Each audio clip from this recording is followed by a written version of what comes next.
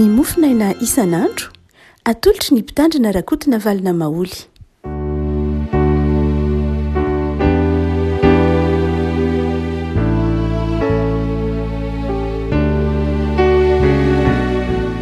Ampifirinavana no era-banatsika ohatra dia alakamisy 10 ny volana aprily ity ny mofinaina voalahatra ao antsika dia ny filazan-tsaramasina araka ny jaona toko fahaenina andininy 7 ka hatramin'ny 9 jaona toko fahaenina andininy 7 ka hatramin'ny 9 vaketsika amin'ny anaran'i Jesosy. Lazaiko aminareo marina dia marina tokoa Jesosy izay mino no manana fiainana mandrakizay. Izao no mofinaina. Irazanareo nihinana ny manantany anefitra nefa maty any. Ity ny mofo izay midina avy any an-danitra mba tsy ho faty izay mihinana azy. Izao no mofo velona izay midina avy tany an-danitra. Raha misy mihinana ity mofo ity dia ho velona mandrakizay izy. Ary ny mofo izay omeko dia ny nofoko fiainana izao tontolo izao.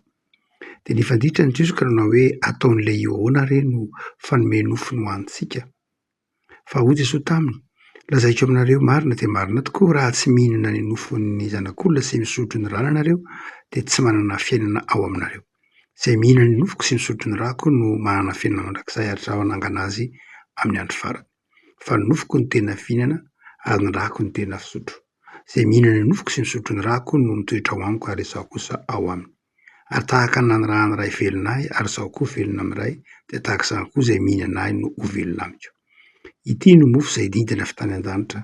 tsy tahaka ny razana izay nihinana nefa maty any, fa izay mihinana ity mofo ity dia ho velona mandrakizay. Ray masonao, manamasinana ahy amin'ny fahamarinana ny teninao no fahamarinana. Amen. Jesosy ny toriteny mahamofinaina azy no resahany Jaona eto ary lava dia lava sady lalina dia lalina ilay toritenin'i Jesosy manondro ny tenany ho ilay mofo velona nidina avy tany an-danitra. Ka izay rehetra noana, izay rehetra mangetaeta, izay rehetra mihinana azy dia tsy ho noana mandrakizay. Efa resahantsika taona vitsivitsy lasa izay ny mikasika ny fijery ny fiangonana, ny sakramenta satria ity andiny Tsodramasina eto am-pelatanantsika ity dia matetika vakiana amin'ny fotoana ny sakramenta ny Eukaristia. Izany eo amin'ny fandraisana fanazan'ny tompo na amin'ny fandraisana kominio. Dia matetika vakiana izy ity hanorenana na atao meloa na hanorenana ilay sakramenta ny Eukaristia. Noho izany dia hampatsiaro kely isika. Hampatsiaro kely ny hevitr'ilay Eukaristia, ny hevitr'ilay sakramenta ny Eukaristia. Amintsika kristianina moa dia ny atao hoe sakramenta dia tsy inona tsy akory fa ilay famantarana hita maso ny fahasoavana tsy hita maso. Misy fahasoavana tsy hitanao maso fa asehon'ilay famantarana hita maso. Tsy tena mazava Tsipriany loatra izay saingy azo anazavana ihany ny atao hoe Eukaristia. Na atao hoe marimarina kokoa atao hoe sakramenta. Tena marina ny sahina hoe sakramenta dia efa miteny hoe sakramentum, izay karazan-drazana fanekena na voadina ataon'ny miaramila tamin'ny vahiny. Izany hoe ny sakramenta dia tsy voambolana ao anatin'ny baiboly akory. Mazava ho azy tahaka ny hoe trinité sy ny tahaka izany. Fa tsy hoe satria tsy anaty baiboly akory izy dia diso. Fa ny sakramenta dia voambolana izay fampiasan'ireo miaramila romanina tamin'izany fotoana izany teo anatrehan'ny amperora. Ka anekeny ny ho faty ho an'ny amperora mihitsy. Noraisin'ny kristianina ireo voambolana hoe sakramenta izay fampiasan'ny fiarahamonina io ka nilazany ilay fifamatorana. Izany hoe ilay sakramenta izany dia nanjary nilaza fifamatorana amin'ilay topoina na amin'Andriamanitra. Noho izany dia nampiasaina io ilazana ny batisa, nilazana ny rehefa mety ho voady izany hoe milaza fanekena, milaza fifamatorana, milaza fanafoana tena mihitsy manoloana n'ilay ekena amintsika moa izany dia manoloana n'Andriamanitra. Ary dia io moa ny fiangonana tsirairay avy samy nanana ny isan'ny sakramentany. Ny avana katolika dia dia fito ny sakramentany. satria namaritany sakramenta dia somary ataontsika hoe nisy nasamy hafa azy ihany tam'izay taty amin'ny protestanta koa dia roa ny sakramentany misy any dia somary anelanelany ohatra ny anglikana dia roa fa fito na fito fa roa zany hoe amin'ny anglikana dia misy ny sakramenta fototra de reo roa reo fa misy kosa ny sakramenta fameniny na mifanazava manazava na manampy dia iretsy dimy hafa tsy de hiady efiny loatra tsika ny amin'ny hoe fito sa roa sa tahak'izay tsy zay loatra fa izay resantsika eto dia ny anankiray am'ireo sakramenta reo dia ny sakramentan'ny eukaristia ny sakramentan'ny eukaristia zay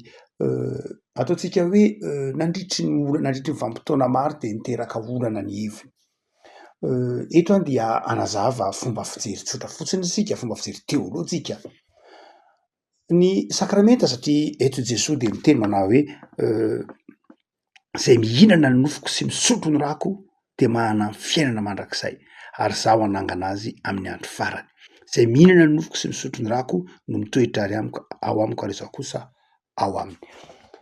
dia ny sakramentan'ny fanasan'ny tompo ary dia anankiray am'izay ampiaran'ny mpino izany andinitsotra masina ny tenenin'ny Jesosy zany le maritsika efa nanazava teto ny hoe ny sakramentan'ny fanasan'ny tompo na ny eukaristia dia misy fomba fijery telo ny fomba fijery voalohany a dia ny fomba fijery zay nolovana hatrany amin'ny taonjato fa 350 tany amin'ny tsony hoe concile faefatra Latran any amin'ny taona 719 antsika izay nanazavan'ny fiangonana tam'izany fotoan'izany tsara ary maramarika fa tam'izany fotoan'izany mbola tsy nisy protestant fa fiangonana iray ihany dia tam'izany fotoan'izany dia nanazava ny fiangonana hoe milay rehefa mandray ny fanasan'ny tompo isika rehefa mandray ny fanasan'ny tompo isika dia eo a Jesoa présence réelle zany hoe tena eo azo tsapaitanana Jesoa présence réelle natao hoe réelle de tena hoe azo tsapaitanana mihitsy a hoe azo tsapaitanana ary dia zany hoe ny fandraisana ny fanasan'ny tompo nanomboka ataontsika hoe nanomboka tamin'ny concile-ny Latran ka hatramin'ny taonjato fahaenina folo izay nipoiran'ny réforme de ny hevitra mandrakariva ny fiangonana hoe présence réelle io eo Jesoa tena mandray azy amin'ny tanatsika isika mitelona azy araka ity teny ty hoe tena mihinana azy isika misotro ny rano isika tena présence réelle dia nahoana no zay no ninon'ny fiangonana nandritry ny concile de la nanomboka tamin'ny concile ny Latran sy namakivaky aty amin'ny fotoana nahaterahany antsoina hoe réforme de satria ny epoque ataontsika hoe vanim-potoana tena tenana dia namiratra be ny antsoina hoe théologie scolastika ny teny hoe scolastique izy fa miteny teny hoe scola zay nazona teny hoe école ary i théologie scolastique io zay nampamiratra azy indrindrindrindra moa de lay théologiana lehibe eo anatin'ny fiangonana antsoina hoe Thomas d'Aquin dia i Saint Thomas zany a de nisan'ny nampatanjaka ny filozofia nampatanjaka ny théologie scolastique sy ny maro afa-tsy hoe izy ihany akory satria namakivaky taonjato maro zany théologie scolastique zany ary mandrakitininy io de mbola manatoerana be zany ao anatin'ny fiangonana zany antsoina hoe théologie scolastique zany dia ny théologie scolastique de manazava hoe raha tsorina anankiray tsy voatery hoe atsipirina akory fa ny hoe io baiboly io na io finoana io de zao azo azavaina amin'ny lafinjavatra maro zany hoe ny zava-dehibe dia ny ahatakarana ny tenin'Andriamanitra ka ny filozofia tam'izany fotoana zany satria moyen âge tsika de nanatoerana be mihitsy ny filozofia no zany dia ny finoana na io baiboly io dia nifamatotra tamin'ny filozofia ny fanazavana azy ka ny scolastisme zany de zao hoe ny baiboly dia azo azavaina amin'ny filozofia zany hoe ny filozofia de fitaovana nentina nanazava ny baiboly misy zany a filozofia zay niditra atao anatin'ny théologie ka nanome fananomezana fanazavana ny baiboly zay mahatonga ny hoe nandritra ny taona maro dia alohany anaovan'ny olona théologie de manao filozofia aloha izy alava be ny fianarana filozofia zay vao manao théologie mety roa telo taona mihitsy manao filozofia rano fotsiny zay vao manao théologie satria everina fa ny filozofia de fitaovana hoentina manazava ny baiboly, hoentina manazava ny teolojia, fa ny réforme kosa zany hoe aty amin'ny taonjato fahenina ambin'ny folotsika vao niova zay teolojia scolastique zay vao nialan'ny fiangonana, nialan'ny mpanitsy fivavahana miteny ny soratra masina ihany manazava ny soratra masina, tsy ny filozofia ny manazava ny soratra masina fa ny soratra masina ihany manazava ny soratra masina, satria ny soratra masina tenin'Andriamanitra. Noho zany dia ny tenin'Andriamanitra ihany ny manazava ny tenin'Andriamanitra. Zay le hoe sola scriptura. Noho zany dia tsy niantso fahalalana hafa loatra akory, zany hoe tsy niantso filozofia natak'izany ny teolojia nateraky ny réforme fa hoe io baiboly io ihany ny manazava ny baiboly, zany hoe nandito soratra masina mety manazava ny romanina ianao miainga amin'ny bokyny Genesisy, na mety ny fanazavana ny filazantsaraka ny Marka de mety mety hazavain'ny bokyny Exodosy, na ny bokyny Apokalipsy de mety hazavain'ny bokyny Daniel. Fa tsy mila maka filozofia ohatra hoe maka filozofian'ny Platon ianao, na haka filozofian'ny Socrate ianao, na haka filozofian'ny Diogène ianao, na haka filozofian'ny Épicure ianao, tsy mila an'izay, fa tsy ilainy zay, fa ny baiboly ihany manazava ny baiboly. De hitatsika fa efa izay toe-javatra de efa fiovana goavana be mihitsy teo anatiny antsoina hoe tantarany teolojia. Fa raha ivorenantsika ilay Eucharistie de zao lay nandritra ny nanomboka ny ataontsika hoe 13e zany teny taonjato fahatelo ambin'ny folo dia ninona foana ny hoe présence réelle, zany hoe Jesoa eo rehefa mandray ny fanasana tomposika. Nahoana ary? De itsika manao hoe vokatry le fotom-pampianarana scolastique. Inona le fotom-pampianarana scolastique? Manazava ny hoe Jesoa eo foana. Zay le ataontsika amin'ny teny teknika tsotra fotsiny mahazatra ny antsoina hoe transubstantiation. Inona antsoina hoe transubstantiation? Antsoina hoe transubstantiation zay milaza hoe présence réelle, na milaza hoe eo Jesoa rehefa mandray fanasana ny tomposika de mandray ny Eucharistie masina iny de tena mandray azy tena izy. Ny Thomas zany i Thomas d'Aquin dia nanovy betsaka sur ireo théologiens scolastique maro dia nanovy betsaka tamin'ny filozofia ny Aristote. Dia raha kambana izy ireo zany dia raha tsorina am'izay mora azahoantsika azy de ny hoe ny zavatra rehetra dia miseho amin'ny endrika anankiroa, dia miseho amin'ny endrika anankiroa, dia ny anankiray ohatra hoe ity telefona zay eto ambanimasoko ity dia ity finday ity zany dia misy le finday tena hita maso, io mandeha io maitsomaitso io, na io mangamanga io maintimainty io azo tsapaitanana io mazava io, zay le finday hita maso, zay lay finday azo tsapaitanana. Inona antsoina hoe accident? Atsoriko amin'ny teny frantsay na dika teny latiny, inona antsoina hoe accident? Ohatra hoe ity latabatra ity de zao ity azo tsapaina an-tanany ity ity hazo ity io accident io. Fa le tena maha-latabatra azy na ilay maha-telefonina azy de tsy azo tsapaitanana akory io fa ao anatin'ilay accident io no antsoina hoe substance. Zany hoe ny zavatra rehetra zany dia misy lay accident ary misy lay substance. Lay substance de io tsy hita maso, io tsy azo tsapaitanana, fa misy ary ao anatin'le accident.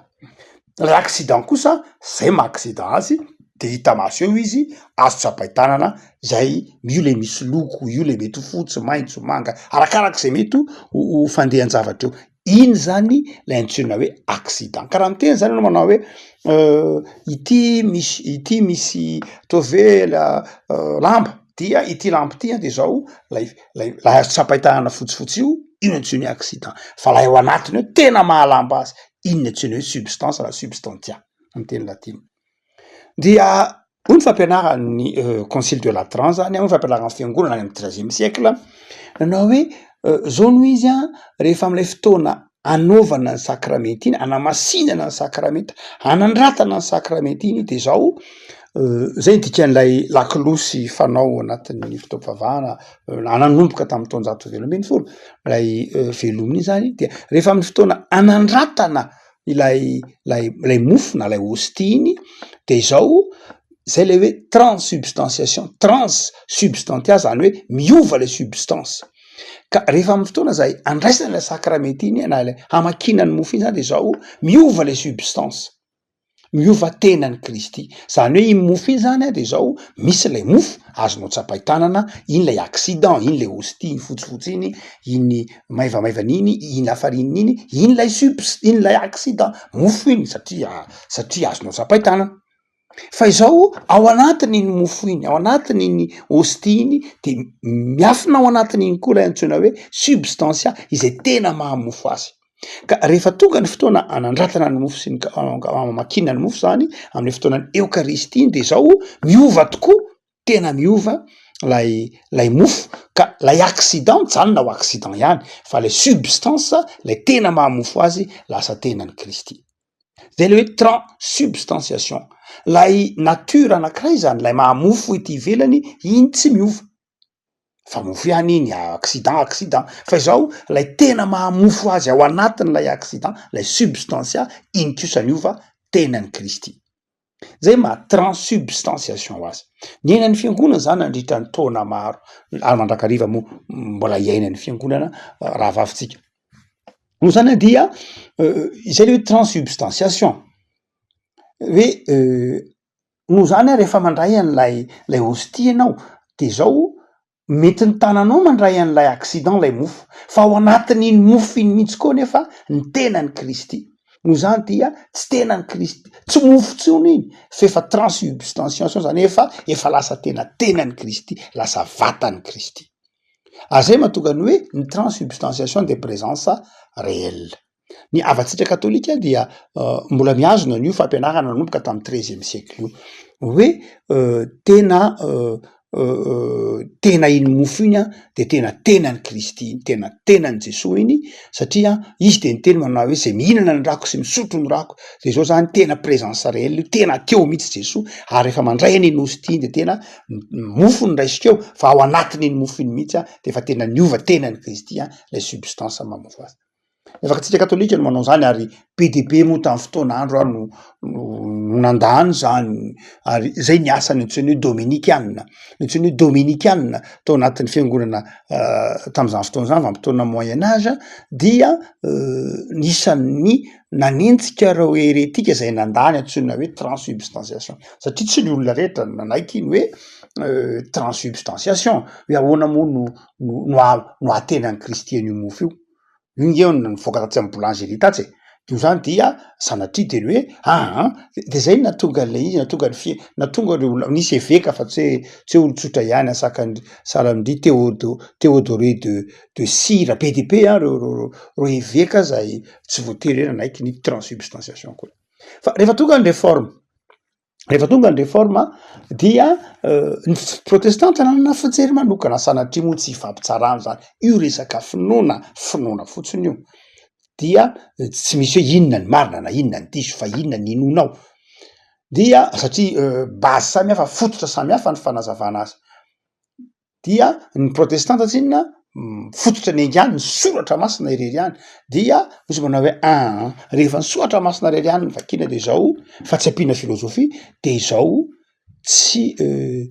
na io mofo na io tsy mofo, na io mofo na io tenany Kristy. Dia ny fampianarany Jean Calvin zany a, dia nanao hoe tsy nanamarimarina kokoa mo Jean Calvin teo ihany a, fa somary efa nakanelanelany izy, fa Zwingli zay Ulrich Zwingli ny tena ataotsika hoe mpanitsy vavahana miarakaraka Andrew Luther izy. Dia i Zwingli zany a ny tena nanazava, fa Calvin somary nakanelanelany kely, dia nanao hoe tsy Zwingli de nanazava hoe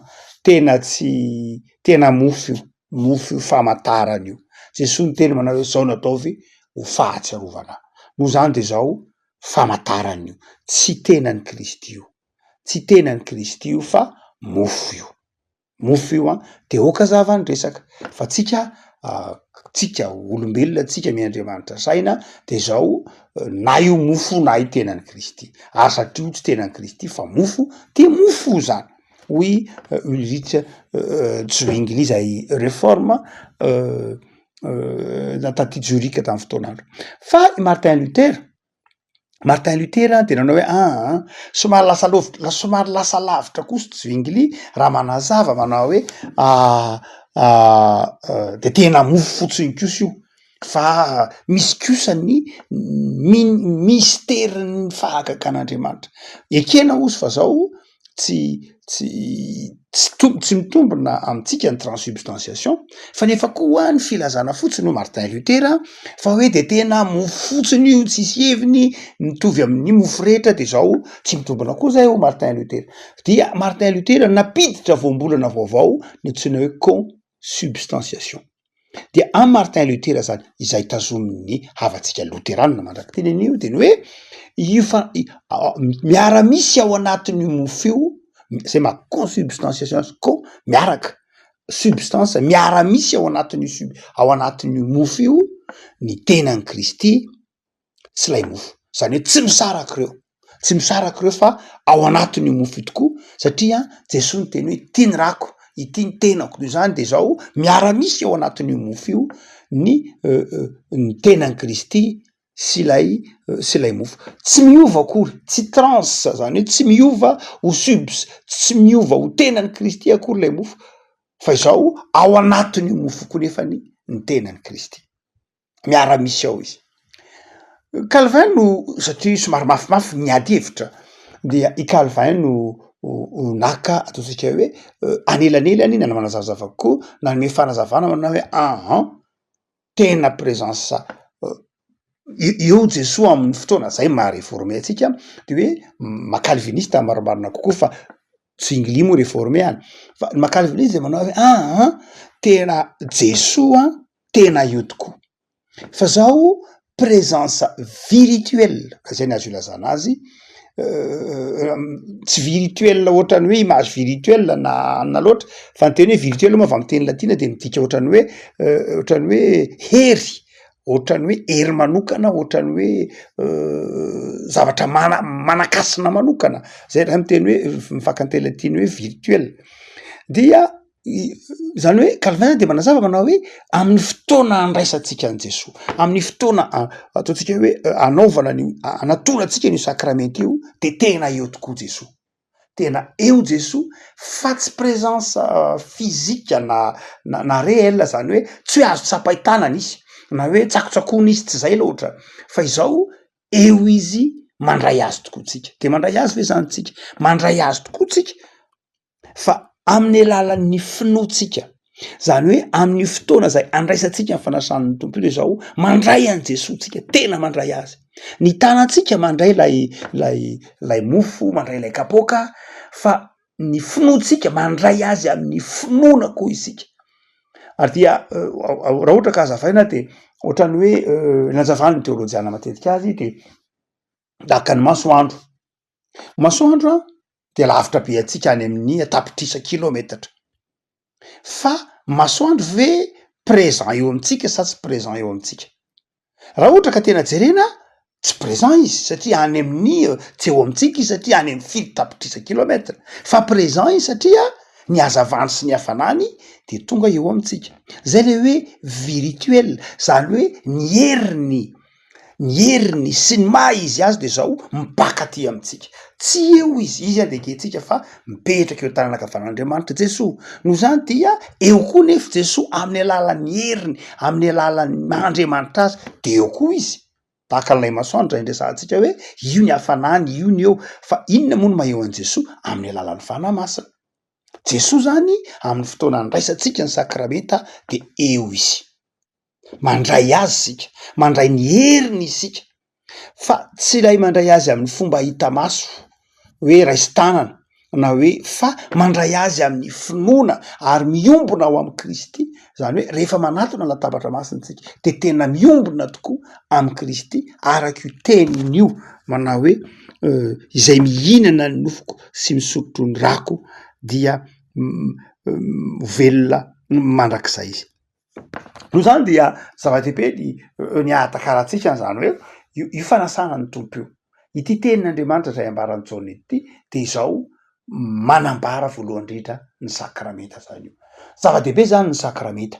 satria famantarana hita maso mampifamatotra atsika am'ilay Kristy velona, mampifamatotra atsika am'ilay Kristy nandresin'ny fahafatesana ka mahatonga ny herin'ny Kristy mipaka ty anatintsika, mahatonga atsika ao amy Kristy sy Kristy ato amitsika, de zao manatona ny latabatra masina. Latabatra masina amitsika mpino protestanta tsy hoe manana hery majika akory izy io, tsy zay loatra, fa tsy ny sakramenta tsy zay mihitsy tsy hoe manana hery majika akory, tsy zay, fa amitsika ny sakramenta de zao fahasoavan'Andriamanitra, herin'Andriamanitra miasa am'izay tian'Andriamanitra hiasana, fa tsy tsika no mibaiko ny herin'Andriamanitra ao anatin'ny sakramenta, fa Andriamanitra miasa ao anatin'ny sakramenta amin'ny alalan'ny heriny sy ny fanatrehany ka mahatonga atsika mahazo herim-panahy, mahazo fahatokina, mahazo fahatserovana fifaliana eo am-piombonana amin'ny alalan'izany sakramenta ny fanasan'ny tompo zany, na ny sakramenta ny batiza koa aza mazava hoazy. No zany dia zava-dehibe ary ny sakramenta, ny iainantsika zany ity andinitsy ohatra masina zara-mofo rainao antsika ity voalohany de zao ny sakramenta ny fanasan'ny tompo. Raha ohatra zany tsika ka iaina an'ity hoe roviana zany Jesoa no miaina an'izany teninao zany manao hoe izaho no mofo velona nidina avy tany an-danitra, na miaina le hoe zay ny mihinana no nofoko sy misotro ny rako mahana fiaina mandrakizay, miaina izany isika amin'ny fotoana handraisantsika ny fanasan'ny tompo. Fa ny faharoa iainantsika n'izany de tsy amy lafiny eo amin'ny lafiny sakramenta ihany, fa iainantsika n'izany koa amy lafiny finoana, amy lafiny finoana. Misy ao anatin'ny fiangonana FJKM, fiangonana FJKM moa dia fiangonana natambatra na vokatry ny fitambarana fiangonana telo. Le fiangonana telo reo de vokatry ny asa misiona telo, zany hoe nisy fikambanana mpandefa misiona telo dia niteraka fiangonana izy ireo, ohatra hoe ny London Missionary Society zay tonga teto ny taona 1870 de nanome fiangonana antsoina hoe fiangonan'i Kristy eto Madagasikara. Ny missiona protestanta frantsay na ny MPF na koa hoe Société des Missions Évangéliques de Paris mitovy ihany reo, dia nanome kosa rehefa ty aoriana ty amy taona 1900 dia nanome ny fiangonana antsoina hoe FPM, na ny fiangonana ara-pilazantsara eto Madagasikara. Ary ny French Foreign Mission Association na ny French izay tonga teto Madagasikara ty amy taona 1700 de nanome kosa indray ny fiangonana protestanta antsoina hoe fiangonana French malagasy. De ireo fiangonana telo reo, ny FPM, ny FKM ary ny FFM no nanome ny antsoina hoe FJKM ty amy taona 1870. Fa izao anankiray am'ireo missiona telo reo na reo fiangonana telo reo, anankiray am'ireo ny French. Ny French na ny Quakers moa afa amy teny anglais eto quake, zany hoe milaza hoe mangovotra. Ny Quakers zany na ny French dia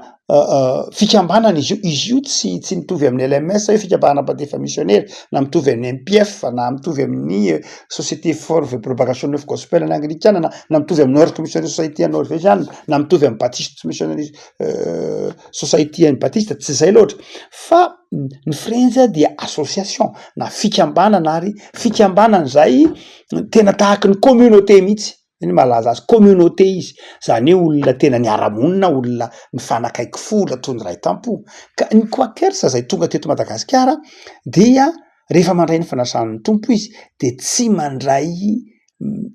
hita maso izy, zany hoe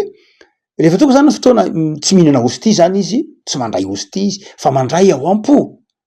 Ary ohatra koa hoe tsy mandray kapoka izy satria mandray ao am-po, zany hoe amin'ny fotoana itena zany manao hoe ity ny tenako raiso hano, de zao tsy mihinana mofo ny French. Ny French zany tsy mihinana mofo. Be de be ny fiangonana French tao anatin'ny FFM, tao anatin'ny FJKM, vondrom-piangonana ngeza be manomboka taty amy tontolo hoe fiangonam-botately, mipakatra ny Tsiromandidy hatrany Kavandra hatramin'ny faritra Mbato-mainty, Soavinandrina sy ny sisa, iny dia French avokoa. Dia rehefa mandray fanasan'ny tompo ireny olona ireny de zao mipino tam'izany fotoana zany, mbola misy pino raha tam'izao tsy mandray, tsy mihinana ny mofo izy ary tsy misotro amy kapoka. De rehefa manao batisa koa izy tsy mampiasa rano satria tsy zava-dehibe aminy ilay famantarana, lay hita maso zany, lay zavatra fizika, le matière iny zany tsy zava-dehibe aminy. No zany dia ho an'ny FJKM dia zavatra ataontsika hoe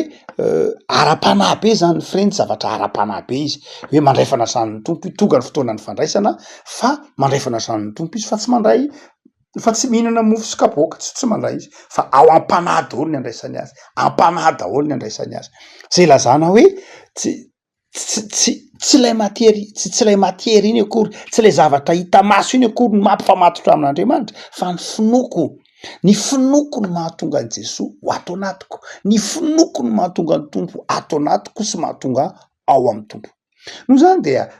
lazara faharoa de zao hoe ny zava-dehibe zany lay finoana tsy hoe lay matery iny zany ny zavatra mampifamatotra anao amin'Andriamanitra fa ny finoanao ny fitiavanao an'Andriamanitra no mampifanatona anao mampifandray anao amin'Andriamanitra ndraindray anao mety ataovy hoe miasa any amin'ny toerana lavitra be asa ataovy any